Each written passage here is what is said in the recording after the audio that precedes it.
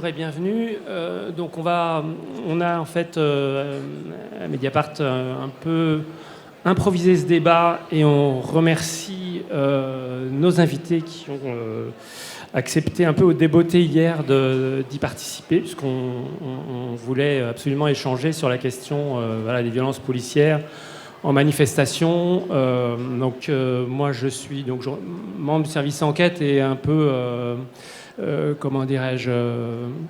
chargé avec plusieurs de mes camarades de se pencher sur les cas de violences policières ces dernières semaines, mais même auparavant, puisque évidemment c'est pas un sujet qui est nouveau. On l'a couvert pendant la loi travail, on l'a couvert pendant les Gilets jaunes. Et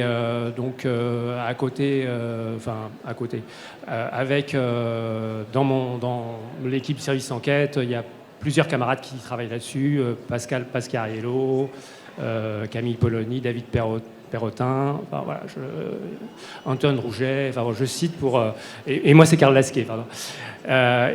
Donc c'était pour situer effectivement le cadre de l'ensemble dans lequel on intervient. On a suivi aussi, on pourra en parler aussi, évidemment les manifestations qui se sont déroulées ces dernières semaines. Le fait est, c'est que en préambule, il faut signaler, c'est la raison de ce débat, qu'il y a depuis le passage en force de la réforme des retraites, donc le 16 mars, les manifestations spontanées dans Paris sont durement réprimées. Il y a énormément d'arrestations. Donc on va examiner un petit peu des blessés. On va examiner un petit peu tout ça avec nos invités. Alors à ma gauche, il y a donc Alice Becker qui est avocate.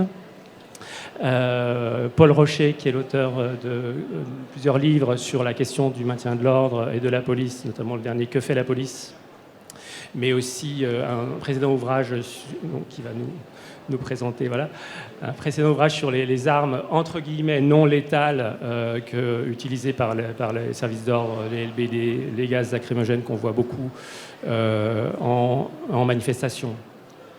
À ma droite, Lucas Lévy-La Jeunesse, qui est membre de l'Observatoire des libertés publiques, parisien des libertés publiques, qui est une structure d'observation en manifestation.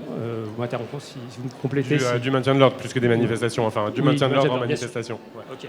Créé initialement par la LDH. La LDH, c'est le syndicat des avocats de France. Des avocats de France, oui. Et puis à côté de vous, Camille Vanier, qui elle aussi est avocate et qui intervient en soutien des manifestants interpellés, on va dire. Alors je vais peut-être me tourner d'abord vers vous, qui êtes les deux avocates, qui êtes les plus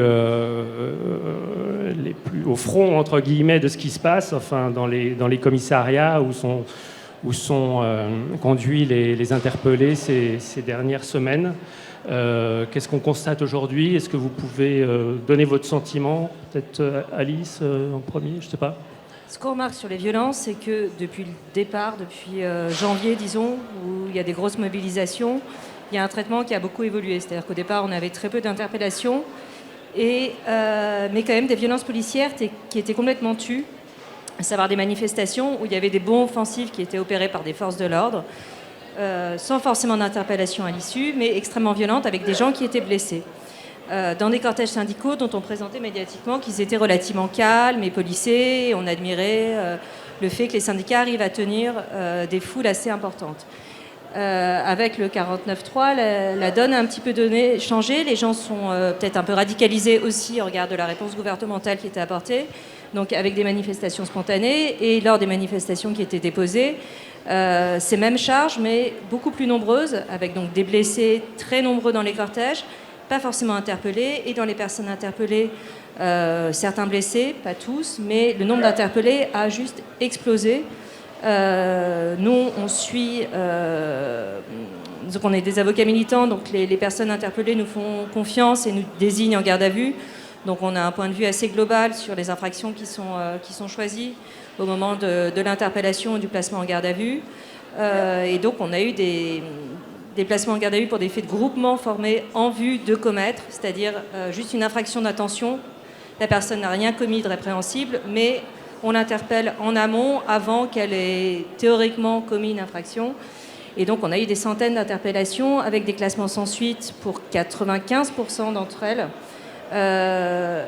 Et tout ça se place dans un schéma, à notre sens, qui est plus global, de vouloir réprimer la velléité à aller manifester, soit de façon tangible, en voyant ses proches se faire frapper, en voyant ses proches se faire interpeller, en voyant ses proches avoir des mesures alternatives. C'est-à-dire qu'il y a des présentations qui sont un délégué du procureur où on va interdire à la personne, par exemple, de manifester pendant 6 mois ou si elle habite hors de Paris, ne serait-ce qu'en petite couronne, de revenir sur la commune de Paris pendant un temps maximal de 6 mois. Donc on a différents stratagèmes pour dissuader les personnes, à notre sens, d'aller manifester. Et il y a beaucoup aussi d'interpellations qui sont violentes. Je crois que c'est ça aussi un peu la caractéristique. Enfin, il y a cette caractéristique du nassage, c'est-à-dire que, comme vous dites, il y a un nombre d'interpellés très important, presque aussi important que... Enfin, ça ne dépasse pas encore celui des gilets jaunes interpellés, mais... Certains soirs, si. On est arrivé à peu près où les commissariats parisiens étaient saturés. Voilà. Et on est arrivé sur plus de 25 lieux de détention qui ne sont pas forcément des commissariats, y compris dans le 92, 93, 94, très très loin. Sur cette question des interpellations ? Alors, sur la question des violences au moment des interpellations, ce qu'on a pu recevoir comme témoignage de la part des personnes qui étaient gardées à vue, c'était en effet assez édifiant. Alors, il y a des personnes qui, fort heureusement, n'étaient pas violentées au moment de leur interpellation, mais il y en a de très nombreuses qui présentaient des stigmates avec des bleus, certains d'ailleurs des bras en écharpe. Enfin, il y avait toutes sortes de choses. J'ai vu une personne qui avait du sang, qui s'était fait matraquer, une photo qui avait beaucoup tourné sur les réseaux d'ailleurs, qui se retrouve en effet privée de liberté à la suite de ça. Dans le traitement judiciaire qui leur est infligé après, on remarque que pour la plupart des gens pour lesquels il y a des suites après les gardes à vue, parce que comme Alice vous l'a dit, il y a énormément de procédures qui sont classées sans suite, ça c'est un taux qu'on n'a jamais vu, et où les procureurs, le parquet de Paris, estiment à la fin des gardes à vue, donc après que les gens aient été très longtemps privés de liberté, qu'en réalité, ça ne servait à rien parce qu'il n'y avait pas d'infraction. Donc ça, c'est très grave. Sur la question des violences, ce qu'on remarque, c'est que beaucoup des gens qui ont été violentés sont ensuite traduits au tribunal, donc déférés, on appelle ça comme ça. Et pour ceux qui ont des violences, on leur reproche en miroir un petit peu des violences qui, à notre sens, sont quand même très peu caractérisées dans la plupart des dossiers qu'on a eus. Mais puisqu'ils ont été violentés, la police va créer un mythe en disant on a dû répondre en fait. Donc on les accuse eux de violence. Et sur une dizaine, je crois, de personnes qui ont été déférées il y a 2 jours au tribunal, ou il y a 3 jours, quasiment tous ceux qui sont passés en comparution immédiate avaient des traces plus ou moins graves de violences qui avaient été commises soit au moment de l'interpellation, donc ça c'est selon leur déclaration évidemment, parce qu'à ce stade on n'a pas de vidéo, on n'a pas grand chose, mais au moment de l'interpellation avec des coups de matraque, des coups de poing, des coups de un peu de tout ce qui leur tombe sous la main aux policiers, et de manière un petit peu plus surprenante aussi, en tout cas plus nouvelle, il y avait très souvent des personnes qui nous indiquaient avoir été frappées au moment du transport. C'est-à-dire entre leur interpellation et l'amener au commissariat, ils déclaraient avoir été victimes de coups, certains avec des déclarations extrêmement précises et très inquiétantes, où ils rapportaient avoir été maintenus par l'un des policiers qui était à leur droite et frappés à coups de poing, de nombreux coups de poing d'ailleurs, sur l'autre partie du visage pendant le transport. Là, c'est inquiétant parce qu'à ce moment-là, ils sont menottés. Donc la police a plus cette hypothèse de ils sont violents, on est obligé de les frapper parce que pour les maintenir en fait, là du coup il n'y a plus rien. Ils sont sous main de police, ils sont menottés, ils sont inoffensifs, même si c'était des éléments extrêmement dangereux, ce qui souvent n'est absolument pas le cas, mais ils sont violentés sur le trajet. Voilà, là c'est ce qu'on constate en termes de violence. Et il y a d'autres types de violences qui sont peut-être plus insidieux. C'est ce qu'on reproche aussi, avec ces privations de liberté et des conditions de garde à vue qui sont très précaires, plus que d'habitude. En raison du nombre d'interpellés, les gens se retrouvent amassés en cellules les uns sur les autres, ils n'ont pas de place pour dormir. C'est des conditions vraiment indignes de garde à vue. En tout cas, c'est ce qu'on nous rapporte et ce qu'on constate quand on intervient dans les commissariats, avec pas de kit d'hygiène, ils ne peuvent pas se laver les dents, enfin des petites choses qui sont qui sont attenantes, inhérentes à la privation de liberté, mais dont on a l'impression que ça constitue une sorte de violence quand même de la part de l'État, qui tend, selon nous évidemment, à empêcher les gens, à leur faire peur et à les empêcher d'exprimer leurs idées pour mater le mouvement social. Une réaction peut-être ou un commentaire, Lucas, sur comment se déroulent les manifestations et du coup, oui, nous, dans nos observations, nous, on est présents du coup avec mon collectif pendant les observations. Vous avez peut-être vu, on a les chasubles blanches LDH et on observe les pratiques de maintien de l'ordre. Et ce qu'on voit lors des interpellations, c'est souvent l'impression que ça nous donne, c'est que les policiers foncent vers des gens presque au hasard. On ne peut pas être sûr que c'est au hasard, mais c'est l'impression que ça donne de l'extérieur. On en voit aussi souvent qui arrête quelqu'un et qui parfois le relâche dans les instants qui suivent. Donc ça semble un petit peu confirmer le fait que ça a été fait au hasard. Et puis on a de plus en plus, depuis quelques années, mais la présence d'unités qui sont dédiées aux interpellations et qui sont en première ligne dans les manifestations, comme la Bravem, que vous connaissez sûrement, ceux qui arrivent à moto et qui portent des casques de moto, et dont Didier Lallemand disait qu'ils avaient été créés en vue de ces interpellations. Et dans le livre d'entretien que Didier Lallemand a donné, il y a un passage intéressant où il parle de cette nécessité de faire des interpellations et où il dit que c'est une exigence politique qui lui est transmise et que c'est une exigence de communication. Il dit aujourd'hui on demande de communiquer sur les interpellations et lui-même reconnaît que c'est compliqué parce que ça déstabilise les dispositifs et nous c'est ce qu'on voit, c'est que quand des agents et particulièrement ceux de la Bravem qui souvent arrivent cagoulés etc. Fendent une foule pour en sortir quelqu'un, ils se font haïr instantanément par tout le reste de la foule et ça crée une tension gigantesque. Alors là-dessus, peut-être c'est peut-être intéressant que Paul vous donniez votre avis sur la question de la méthode, parce que c'est dans l'actualité de ces derniers mois même. On avait dit, voilà, Didier Lallemand, la page est tournée, Laurent Nunez a une nouvelle méthode, etc. Et on s'aperçoit que pas grand-chose n'a changé en réalité, si ce n'est qu'effectivement peut-être que les forces de police sont plus en arrière. Moi, je voyais notamment jeudi, il y avait des véritables bataillons qui tournaient dans les rues, suivant le cortège, mais voilà, des centaines de policiers qui marchaient dans la perspective d'intervenir, mais qui restaient un peu plus à distance. Mais est-ce que ça change réellement quelque chose sur l'intervention ? Alors, il me semble qu'effectivement, cette idée a circulé un petit peu, comme quoi le nouveau préfet de Paris amènerait un changement dans les méthodes de la police. Mais c'est déjà se tromper de constat quand on met en avant cette idée-là, puisque les violences policières n'ont pas commencé avec le préfet Lallemand.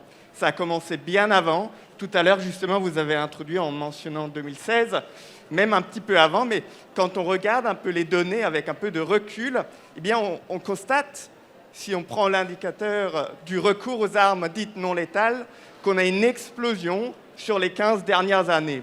Juste pour vous donner une idée, en 2009, il y avait à peu près 3000 tirs d'armes non létales.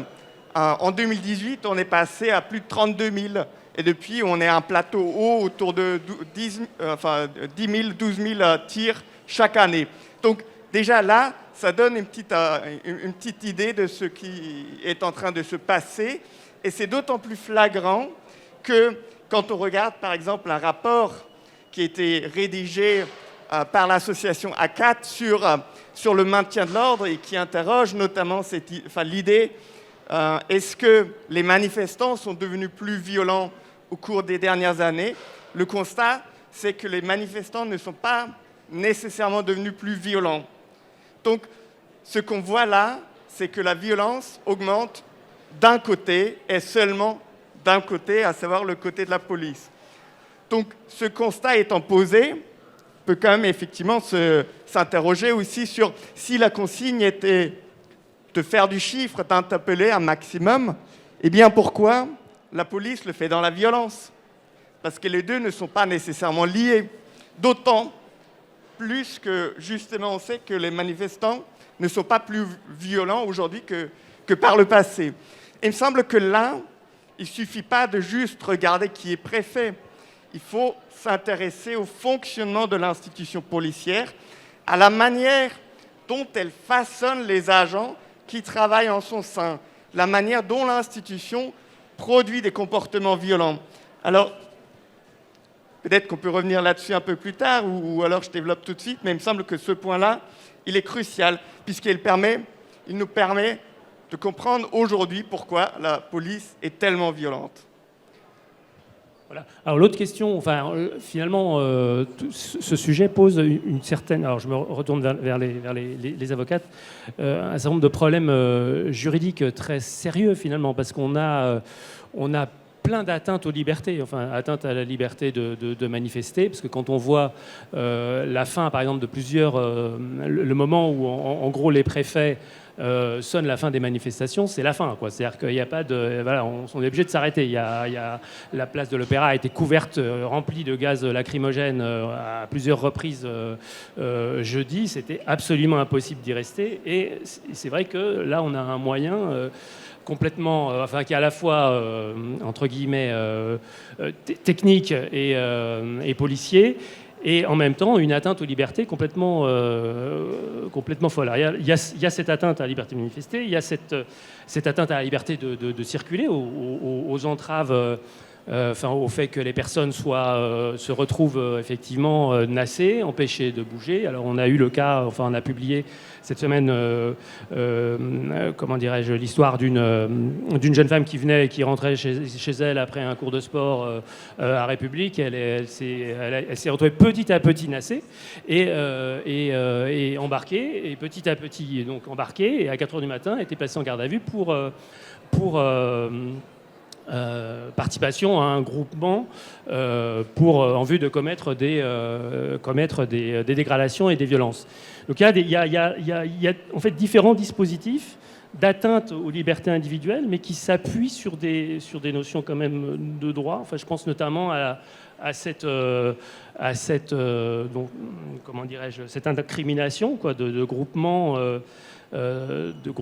pour commettre des violences qui peut permettre finalement d'interpeller un peu n'importe qui. Je crois que c'est une incrimination qui est vous retrouvez fréquemment. Oui, et l'histoire de cette infraction est intéressante parce qu'elle est née à l'initiative de M. Estrosi, qui était député, dans le 92, où il y avait devant la dalle de la Défense des groupes de différentes cités qui venaient se retrouver pour se mettre sur la figure avec des bars, avec n'importe quoi. Et quand les forces de police intervenaient, tout ce beau monde s'était déjà dispersé. On s'est dit, ça fait quand même un trouble, c'est pas normal qu'on arrive à interpeller personne. Donc il faut qu'on trouve un moyen de les interpeller avant qu'ils commettent ces méfaits. Donc on a demandé aux fonctionnaires de police d'aller intervenir dans la rue, dans le RER, pour regarder les personnes qui avaient l'air d'être un groupe qui potentiellement pouvait aller à la Défense, se mettre sur la figure. Donc c'est comme ça que cet article est né. Le Conseil constitutionnel n'a pas trouvé à redire en disant il faut qu'il y ait des éléments matériels qui viennent caractériser cette intention. On va laisser le juge apprécier ça, mais on y va. Cette infraction a été très très très très peu utilisée entre sa naissance en 2009 et 2016, en gros, les premières lois travail. 2016, où on avait l'infraction d'attroupement, qui revient un petit peu aujourd'hui, mais qui était une infraction qui était tombée en désuétude et qui a été réutilisée en 2016 pour récriminer, en gros, une manifestation qui dégénère. Donc, ça dégénère, ça cause un grave trouble à l'ordre public, sauf que c'est, pareil, une notion qui est assez imprécise, ou bien quand il y a des sommations dispersées. Les sommations dispersées, donc c'est des feux d'artifice qui sont tirés, des sommations orales, rappel, force à la loi, vous êtes demandé de partir, mais qu'il y a un tel brouhaha que personne n'entend ou personne ne voit, puisqu'en plus les manifestants eux-mêmes utilisent des feux d'artifice, donc tout est sujet à confusion. Donc l'attroupement était compliqué, il y a eu énormément de relax, et surtout, ça se place dans le code pénal comme étant une infraction par définition politique. Et qui dit politique dit pas de jugement à la va-vite. Une infraction politique, c'est quelque chose, donc on voit ça par rapport à l'essence même dans l'esprit du législateur, qu'il faut porter un soin, les mineurs, la liberté de la presse et les infractions politiques. Les infractions politiques, on en connaît somme toute relativement peu, mais cette infraction d'attroupement, qui est un peuple qui se révolte contre le pouvoir, ça interdisait de passer en comparution immédiate. Donc l'attroupement est impossible. On est parti sur cette qualification de groupement qui est en plus suffisamment imprécise pour pouvoir interpeller n'importe qui. Donc ça a été utilisé très très très largement en 2016 et encore plus au moment des Gilets jaunes où ça a déjà fait du bruit, c'est-à-dire qu'avant même que les gens aillent sur les lieux de la manifestation, ils étaient interpellés et placés en garde à vue parce que qui avait une paire de lunettes de piscine, qui avait une chasuble jaune, qui avait un masque.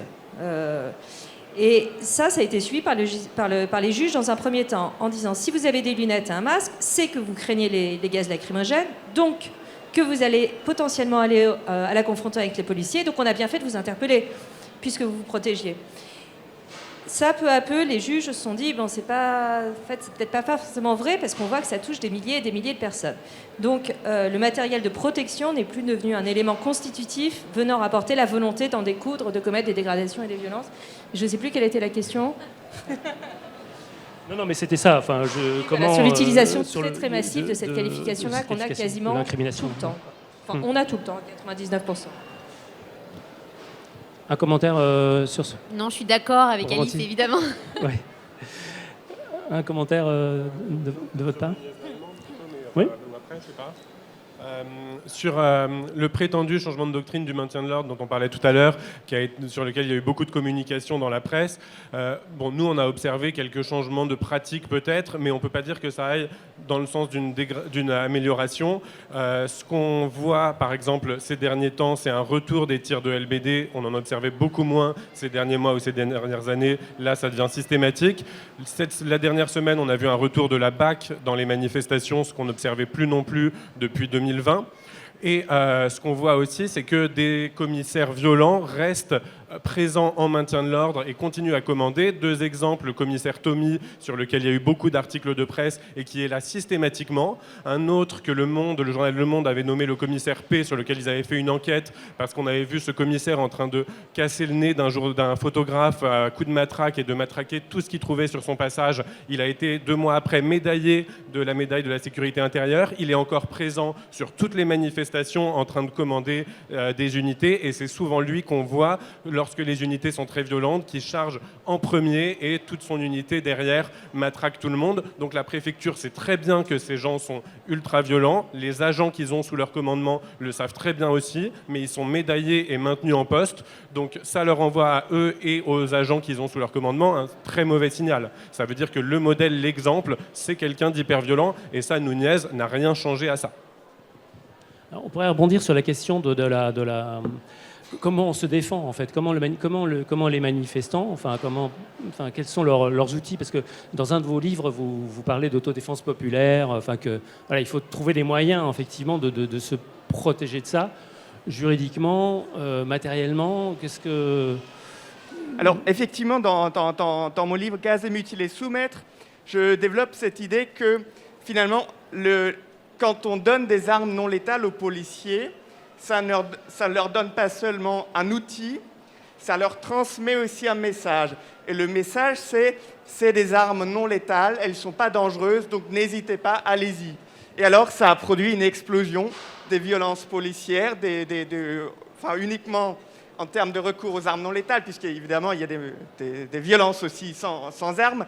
Mais dans les statistiques, on observe très clairement cet effet-là, ce qui entraîne ensuite un deuxième effet sur les manifestants qui, effectivement, commencent à se protéger. Et typiquement, les lunettes de protection contre le gaz lacrymogène, l'Observatoire des street medics a fait état de plus de 300 000 personnes blessées par gaz lacrymogène entre la période Gilets jaunes et première mobilisation contre la loi travail. Alors là, les tribunaux, ils auraient du travail s'il fallait poursuivre les 300 000 personnes. Mais tout ça pour dire qu'effectivement, la population s'adapte. Elle utilise du matériel de protection pour les tibias, pour la tête, pour les voies respiratoires. Il y a des banderoles renforcées. Donc tout ça, effectivement, apparaît en réaction aux violences policières. Et alors pourquoi toutes ces violences policières? Il me semble que là, il y a quand même un élément fondamental à comprendre, c'est qu'il y a en quelque sorte 2 étapes qui permettent de comprendre pourquoi les policiers sont particulièrement violents.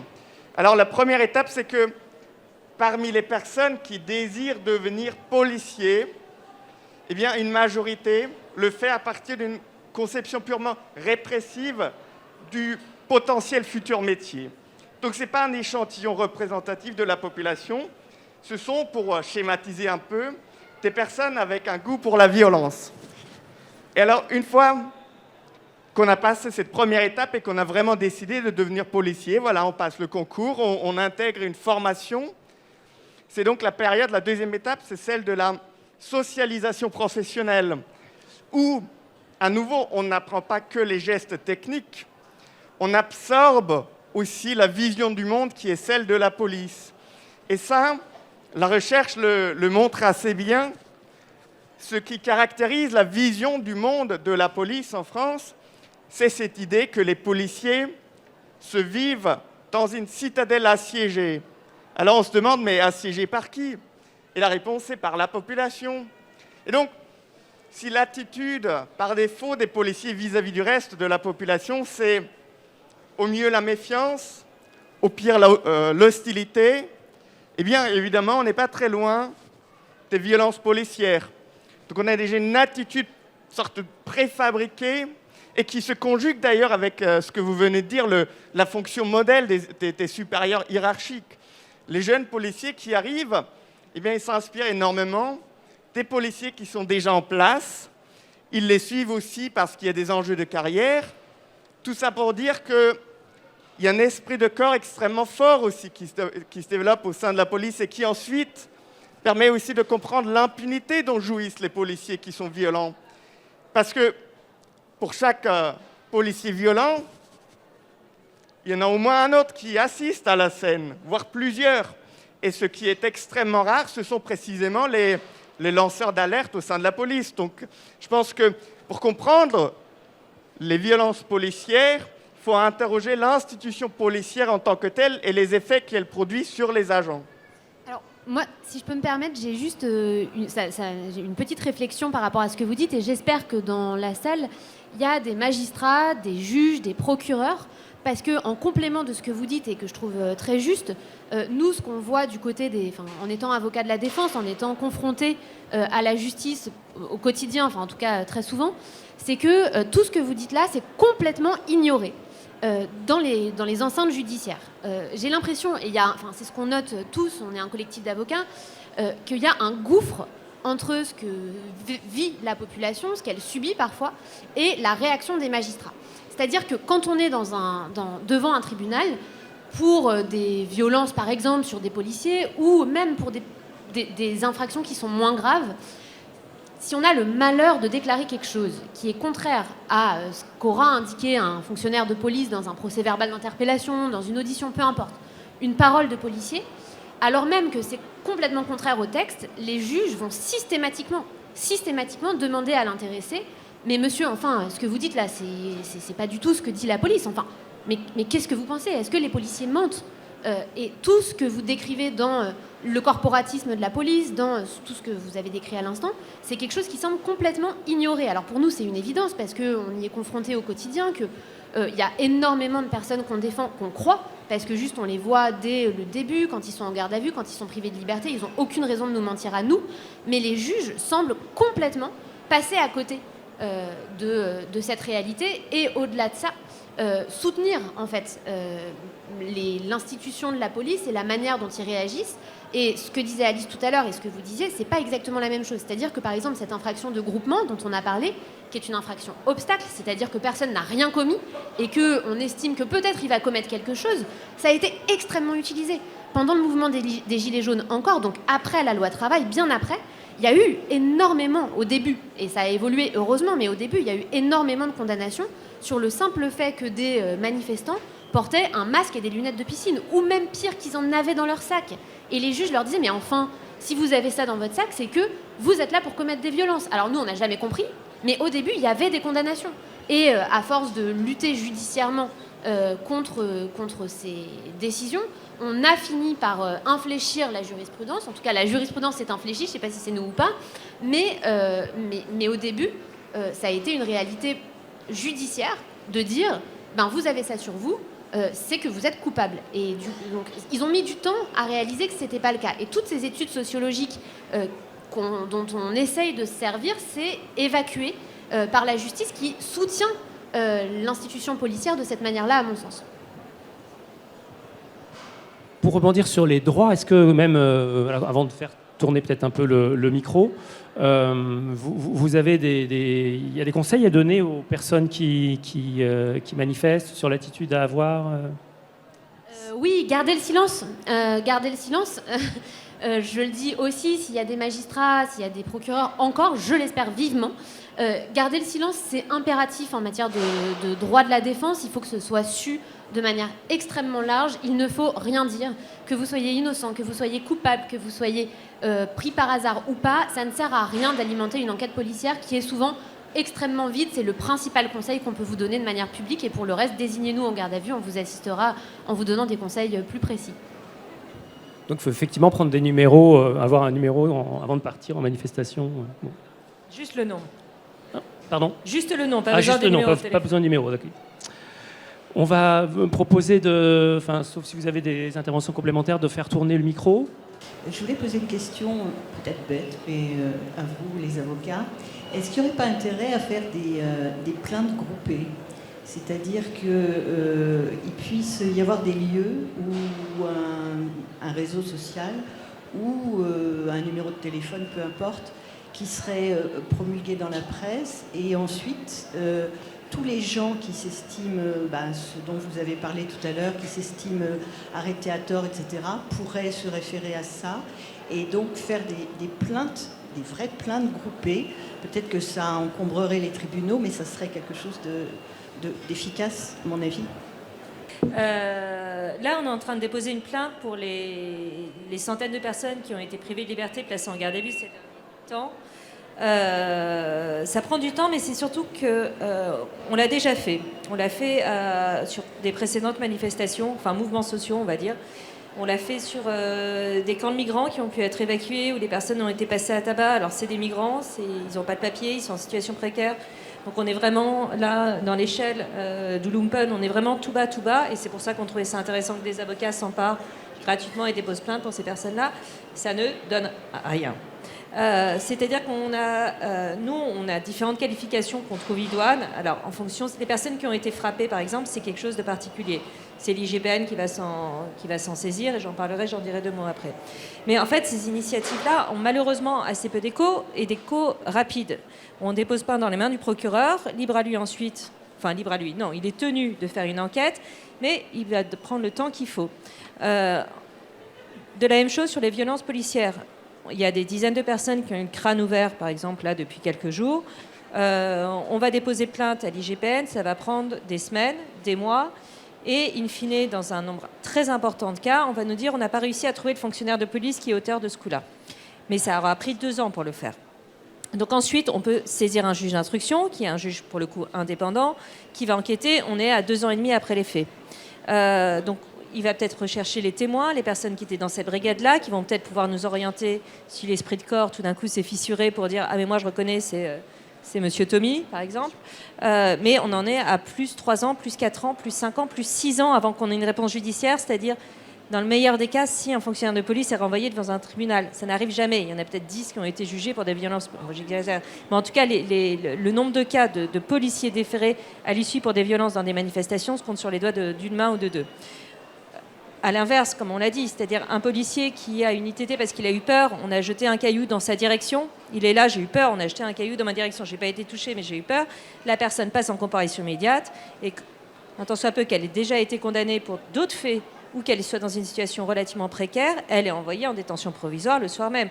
Donc on a vraiment 2 poids 2 mesures. Donc évidemment qu'il faut, on ne peut pas se satisfaire de cette situation-là, et nous, juristes, avocats, on se doit de réagir et de déposer plainte. Néanmoins, avec ces réserves-là que je vous ai exposées, c'est-à-dire que le temps judiciaire, en fonction de qui est l'auteur et qui est le plaignant, c'est le jour et la nuit, malheureusement. Mais très bien, enfin, je veux dire, on le fait quand même. C'est-à-dire qu'on lâche pas l'affaire et on le fait. Et ça nous prend un temps de fou, parce que ça veut dire qu'il faut recevoir les personnes. Et là, on a peut-être le contact de 500 personnes depuis 15 jours. Donc c'est un travail de titan qui s'ajoute à celui d'être présent. Là, en ce moment, il y a encore des gens à la minute là qui sont en garde à vue, qui ont été interpellés à 2 jours, d'autres qui sont en train de passer en jugement aujourd'hui. Enfin voilà, tout ça se cumule et c'est juste en fait sur la question de l'efficacité. Nous, on aimerait, en fait, la voie finalement médiatique nous soit presque la plus juste, c'est-à-dire de faire un tollé en disant des centaines de personnes ont été indûment privées de liberté, des centaines de personnes ont été blessées sans raison, sans raison valide, et nous allons déposer plainte. Mais voilà, on est un peu désabusé vis-à-vis de la réponse judiciaire tangible qui pourrait être apportée de la part des tribunaux et du procureur en premier lieu. Pour compléter un petit peu, je suis évidemment complètement d'accord. Je pense que cette désillusion qu'on a, c'est en parallèle à ce que je pouvais dire tout à l'heure sur le parquet. Les procureurs, qui sont les institutions de poursuite, poursuivent sans difficulté des personnes qui ont été interpellées n'importe comment en manifestation, sans que les infractions soient caractérisées. Ça, c'est pas un problème. En revanche, on voit que c'est un problème quand ça concerne la police. Tout de suite, c'est « oulala, attention, est-ce qu'on est vraiment sûr que c'est bien la bonne personne ? Est-ce que… » Enfin, je sais pas, je suis pas dans la tête d'un procureur, mais en tout cas, on constate que sur des plaintes qui sont parfois extrêmement circonstanciées, c'est très difficile d'arriver à quelque chose. Aujourd'hui, là c'est peut-être la lueur d'espoir que j'ai envie d'instiller quand même, c'est qu'il y a des réponses fortes de la part des médias, même BFM TV, enfin je veux dire, on s'y attendait pas franchement, publie des images en disant mais les violences policières cette fois. Première fois, enfin en tout cas à ma connaissance, ça bouge un petit peu les lignes, tant mieux.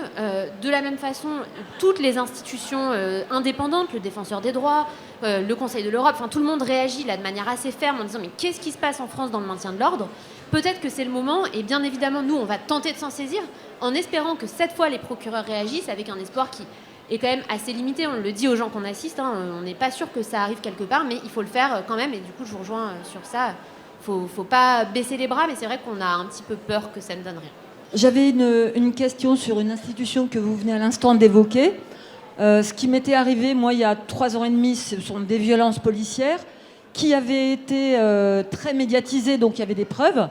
Et j'ai été convoquée par les défenseurs des droits. Je me suis déplacée, j'ai témoigné. Derrière, rien du tout. J'ai pas du tout été au courant de ce qu'ils avaient mis en place, de ce qui s'était produit. Donc ça fait déjà 2 ans. Et ma question, c'était à quoi servent-ils ? Et est-ce qu'il est utile, dans le cas où on a subi des violences policières, de les saisir ? Puisqu'on peut aussi nous-mêmes les saisir. Là, il y a 2 choses. Il y a la plainte qui est auprès du procureur et il y a le défenseur des droits qui est une autorité indépendante, administrative indépendante, qui avait été créée sous Sarkozy, où il y avait donc en 2011, ou quelque chose comme ça. Avant, il y avait une autorité indépendante qui était dédiée à la question de la déontologie policière, qui avait été créée en parallèle de l'IGPN, dont les critiques sont toujours formulées, sont toujours les mêmes, en disant comment un corps policier peut juger un corps policier avec le corporatisme que vous avez rappelé et qui est assez évident. Donc Sarkozy avait créé cette autorité administrative indépendante composée de sénateurs, de parlementaires, de sociologues, d'universitaires, d'un certain nombre de personnes qui étaient des spécialistes de la question. Super initiative, qui ont fait des trucs très bien. Par exemple, je me rappelle une affaire qui avait fait peu de bruit à l'époque à la Goutte d'Or, où on avait retrouvé le cadavre d'un homme à côté du commissariat qui avait été placé en garde à vue auparavant. L'enquête IGPN avait conclu que le type était mort à la sortie du commissariat d'un arrêt cardiaque ou que sais-je. Enquête classée. Le défenseur des droits, mais on parle de mois et d'années, c'est pour ça que là, par rapport à la temporalité, était allé voir le registre de garde à vue et de voir qu'en fait, l'heure de sortie avait été modifiée en faisant une expertise graphologique, de voir qu'en fait, ce truc-là avait été modifié. Qu'il était mort dans une cellule de garde à vue, pas forcément sous le coup de la police, mais il était mort dans la cellule de garde à vue et on avait sorti son corps dehors. Fort de ça, alors je ne sais pas si c'est lié, mais en tout cas, c'était une institution qui était dotée de pouvoir, c'est-à-dire qu'elle peut demander des caméras de vidéosurveillance au même titre que les policiers, elle peut demander copie de la procédure, elle entend les plaignants et les personnes qui sont accusées. Donc, par exemple, l'ensemble d'une Bravem va être entendu, ou dans un poste de police, l'ensemble des fonctionnaires qui étaient là au moment T.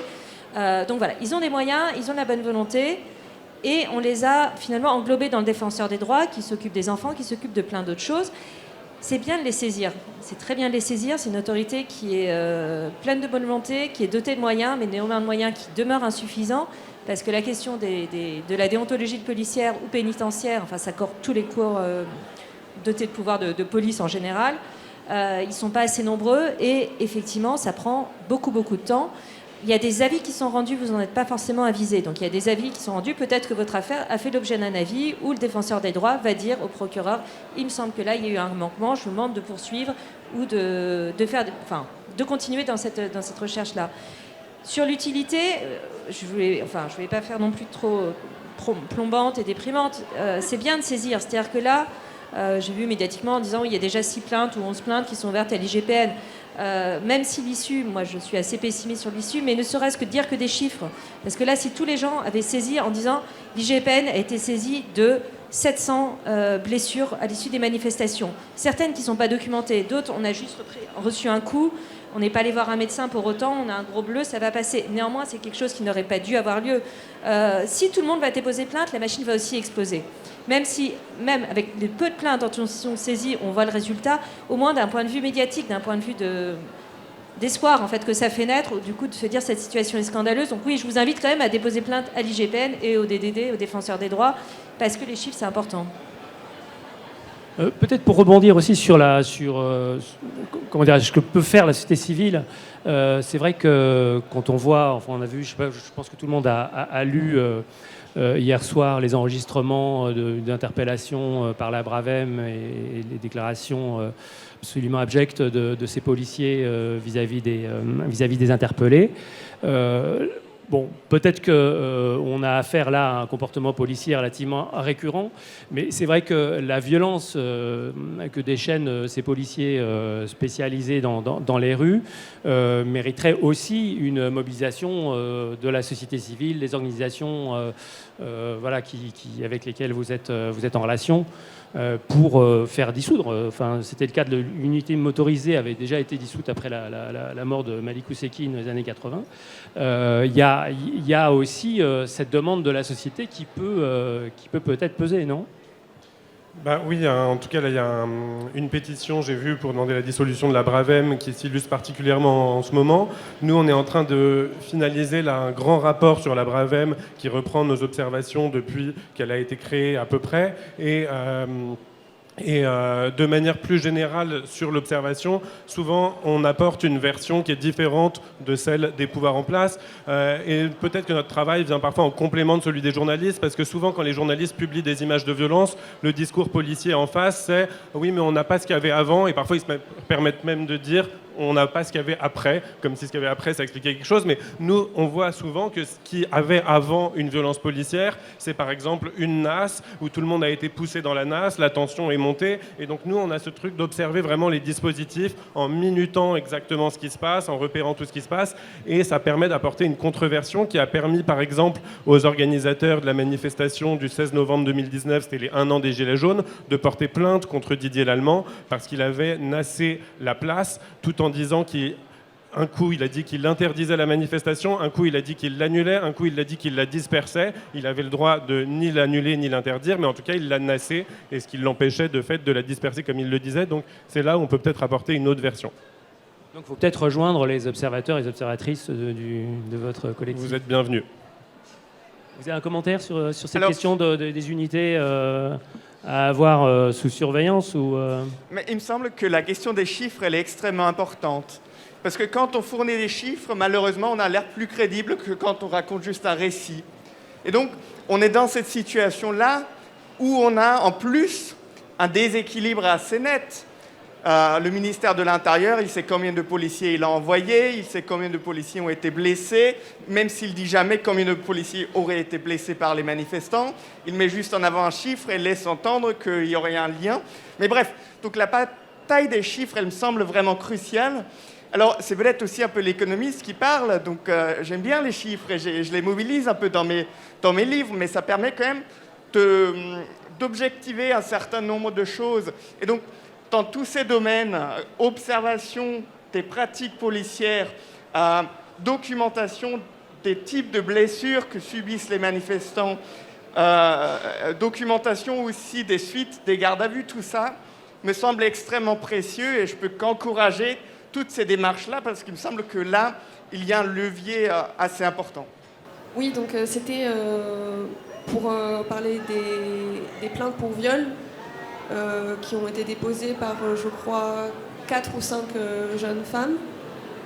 Est-ce que vous avez, pas des nouvelles, mais je m'adresse notamment aux avocates, je sais pas trop comment dire, c'est délicat, mais des indices sur ce qui va se passer judiciairement. Est-ce qu'il y a pu avoir, je ne sais pas si on a le droit d'en parler vu que c'est un truc en cours, mais des constatations médicales, des choses que, je veux dire, la loi ne pourra en aucun cas mettre du côté, comme par exemple ce que vous disiez sur les attroupements. Par exemple, c'est quelque chose que voilà, la police peut avoir de son côté au niveau de la loi, et là par exemple, il n'y a rien du tout. Donc est-ce qu'il y a quelque chose qu'on peut faire, parce que c'est horrible, quoi. Donc voilà. Merci. Vous parlez des faits sur Rennes, enfin sur Nantes. Nantes, je crois. C'est Nantes, oui, c'est ça. J'étais pas sûre que ce soit Nantes, du coup je l'ai pas dit. C'est Nantes, oui, je crois ouais. que c'est Nantes. Voilà. Malheureusement, alors nous on exerce à Paris. Moi j'ai pas d'informations du tout sur ces plaintes, si ce n'est ce que j'ai lu comme vous dans les médias. Donc j'ai malheureusement pas d'informations plus précises à vous donner. Voilà, alors, pour ceux qui n'auraient pas lu, donc c'est des étudiantes qui ont déposé plainte à la suite de faits survenus lors d'une NAS, avec des fouilles qui ont concerné à la fois les manifestants et les manifestantes. Et les manifestantes, effectivement, se sont plaintes de violences sexuelles. Alors, peut-être juste à titre informatif, dans les personnes qui ont été en garde à vue, là, c'était pas trop ceux qui ont été déférés. Il y avait beaucoup de... Bon, enfin, vraiment, c'est complètement indifférencié. Il y a tout le monde qui se retrouve en garde à vue, enfin, tout le monde et n'importe qui. Et il y a eu un certain nombre de personnes qui nous ont confié avoir été victimes d'insultes de tout type, de propos vexatoires, sexistes, homophobes. Voilà, ça c'est évidemment ce qui se passe, et je pense que c'est peut-être aussi constaté par les observateurs, je sais pas, mais on le sent, de toute façon ça répond, et c'est un peu dans la même veine que cet enregistrement qu'on a tous découvert hier soir, qui là aussi est extrêmement raciste. Enfin voilà, c'est des propos qui sont en effet malheureusement, semble-t-il, assez fréquents. Bonjour, vous m'entendez ? Oui. Je me demandais, vous parliez d'une pétition qui circule actuellement pour demander la dissolution de la Bravem, mais est-ce que vous pensez sincèrement que ce serait utile, parce qu'on sait quand même que beaucoup d'entre eux, c'est des anciens baqueux qui, si ça dissout, ils vont sûrement juste être renvoyés là d'où ils viennent. Donc est-ce que vous pensez sincèrement que ça peut avoir une influence, la dissolution, sur les violences commises sur les manifestants ? Effectivement, c'est souvent des policiers qui viennent de la BAC ou alors des compagnies d'intervention, et les compagnies d'intervention sont très violentes aussi. Je ne sais pas sur la dissolution si ça apporterait quelque chose ou si ce serait remplacé par une unité encore plus violente, ou je ne sais pas, je n'ai pas à me prononcer là-dessus. Par contre, je pense qu'il y a quand même des spécificités propres à la Bravem qu'on peut dénoncer en tant que telles, et qui sont liées au-delà des violences qu'ils exercent et qui semblent quand même plus fortes peut-être quand ils sont en Bravem, parce que c'est vrai que c'est juste un dispositif, c'est pas forcément une unité. On a l'impression qu'ils se déchaînent plus en Bravem, et alors peut-être justement que c'est qu'une impression qui serait liée à l'aspect intimidant de cette unité, mais cet aspect intimidant, il n'est pas négligeable en lui-même, puisqu'il est forcément très dissuasif pour des gens qui voudraient aller manifester. Je ne veux pas jeter du tout des fleurs aux compagnies d'intervention, mais je pense que ça fait moins peur de voir une compagnie d'intervention à côté de soi dans une manifestation qu'une Bravem. Donc il semble que, même quand on voit le choix des motos, par exemple, rien que le fait que ce soit des grosses motos noires et pas les motos blanches habituelles que la police utilise ou qu'on voyait, il y a quand même un aspect esthétique qui est très fort. Le fait qu'ils se soient appelés les Braves, Didier Lallemand disait qu'il avait choisi exprès un acronyme signifiant. Donc il y a vraiment, je pense, quelque chose de spécifique avec la Bravem. C'est ceux qu'on a vu aussi les premiers porter beaucoup, quasiment systématiquement des cagoules, alors que c'est totalement interdit. Et là, ça se répand. Et peut-être pour aller un tout petit peu plus loin, moi j'ai même l'impression que la Bravem, ça devient un peu un paradigme qui se répand plus généralement dans la police, puisqu'on a une nouvelle unité qui est la CRS phare qui a été créée. C'est phare pour force d'appui rapide, et qui fonctionne un petit peu à la manière des Bravem, puisqu'ils ont plus d'autonomie d'action. Donc il semble qu'avec la Bravem, il y a quelque chose de spécifique et qui se répand. ils se donnent l'impression d'être peut-être les plus indifférents au respect de la loi, c'est-à-dire à la nécessité, la proportionnalité quand ils utilisent la force. Le port de la cagoule, bon, ça peut sembler anecdotique, mais c'est quand même écrit noir sur blanc et rappelé dans le schéma national du maintien de l'ordre que le port de la cagoule est proscrit en maintien de l'ordre. Là, si vous avez été manifesté ces derniers temps, on voit que les policiers portent tous des cagoules, donc ça prouve bien que la loi, c'est quelque chose auquel ils sont complètement indifférents. C'est pas du tout ça le principe qui guide leur action. Là, Paul Rocher pourra en dire plus. Bon, sur le port du RIO, pareil, ça se voit moins parce qu'on le voit pas justement, parce qu'ils l'ont pas, mais il me semble qu'il y a quelque chose de spécifique, enfin, peut-être avec la Bravem, de paradigmatique du reste. Alors juste peut-être une dernière question là qui me vient au sujet un peu de l'actualité d'hier. Il y a beaucoup de jeunes qui ont été, comment dirais-je, verbalisés dans Paris, place de la République, la Bastille, à la suite d'un arrêté préfectoral. Je crois que c'est une amende de 135 € leur a été délivrée. Comment on réagit par rapport à ça? J'imagine qu'il y a aussi des recours qui peuvent être engagés collectifs par avocat, mais enfin, c'est vrai que... C'est pas quelque chose de nouveau. Pendant les Gilets jaunes, ça avait été utilisé, surutilisé, vraiment par centaines et par centaines, qui concernait le public des Gilets jaunes. Ça avait été assez dissuasif. Nous, on considérait que c'était une des armes utilisées par le pouvoir pour empêcher les gens de manifester, donc la violence physique sur le terrain, des gardes à vue et des peines complémentaires, interdiction de manifester à titre préventif avant son jugement, après son jugement ou même sans jugement, puisqu'il y avait à titre de peine, quand le dossier était passé solide, on a interdit à des centaines et des centaines de personnes de revenir soit sur Paris quand c'était des provinciaux ou banlieusards, soit de venir manifester. On l'a déjà vu venir, nous, quand il y a eu l'arrêté la semaine dernière autour de Concorde, qui couvrait pas que Concorde du tout. Donc les médias sont focalisés sur le fait que les manifestations à Concorde sont interdites. En fait, ça visait un périmètre beaucoup plus large. Donc acte que ça revient. Néanmoins, c'est une des armes. Et l'arme médiatique a aussi son poids.